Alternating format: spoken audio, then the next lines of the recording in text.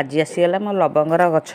ଏ ଦେଖନ୍ତୁ ଆଜି ଆସି ମେଷ ଆସିକି ଏ ପାର୍ସଲଟା ମୋତେ ଦେଇଗଲା। ମୁଁ ବହୁତ ଖୁସି ଅଛି ପାର୍ସଲଟାକୁ ଦେଖିକି। ଲବଙ୍ଗ ଗଛ ଏଟା ତ ବହୁତ ଛୋଟଟା ଆସିଛି କି କ'ଣ, ପ୍ଲାଣ୍ଟ ଦେଖେଇଥିଲା ବଡ଼ ବଡ଼। ପ୍ଲାଣ୍ଟଟାକୁ ଖୋଲିଲେ ଫାଇନାଲି ବାହାରିଲା।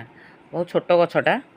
ଏ ଲବଙ୍ଗ ଗଛ ତ ପ୍ରାୟ ଏ ଗଛଟା 4-5 ବର୍ଷ ଲାଗିଯିବ ଫଳିବାକୁ। ଇଏ ତ ଅତି ଛୋଟ ହେଇପାରିବନି।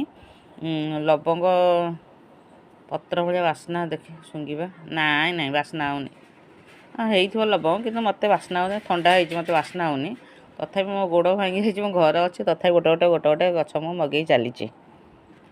ଏଟା ଲାଗିଯିବ ମୋତେ 4-6 ବର୍ଷ ଖଣ୍ଡେ ମୁଁ ଲବଙ୍ଗ ପାଇବାକୁ। ତଥାପି ପତ୍ର ବିରିୟାନୀରେ, ଚାହାରେ, ଯେକୌଣସି ଖାଦ୍ୟରେ ପକେଇଲେ ବହୁତ ବାସ୍ନା ଆସେ। ଖାସ୍ କରି ଚାହାରେ ପକେଇଲେ କି ତରକାରୀ ଫରକାରୀରେ ପକେଇଲେ। ଆଗ ଗଛଟା ଗ୍ରୋଥ୍ ହଉ। ମୋର ତ ପତ୍ର ଦରକାର। 4-6 ବର୍ଷ ଯାଉ, କେତେବେଳେ ହେବ ଯଦି ହେବ। ନହେଲେ 2-4ଟା ଲବଙ୍ଗ ନେଇ ସେ ଗଛରେ ଲଗେଇଦେବି। ମୁଁ ହେଇ ଲବଙ୍ଗ ହେଇଛି। ଏଇ ଦେଖୁନ ଚାଖେଣ୍ଡେ ମାତ୍ର ଗଛଟା।